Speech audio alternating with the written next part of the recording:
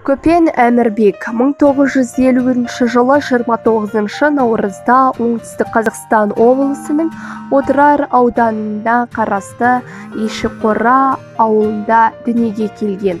Орта мектепті бітіргеннен соң Отырардағы халық театрында еңбек жолын бастаған.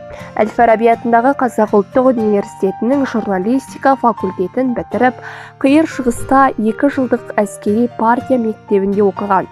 1978 жылы Мәскеуде, 1980 жылы Ташкентте өткен бүкіл одақтық жас ысқақшылар фестиваліне қатысып, Правда баспасынан шыққан «Надейся и жди. Крохни звезды» атты орыс тіліндегі ұжымдық жинақта әзіл ысқақтары жарияланады.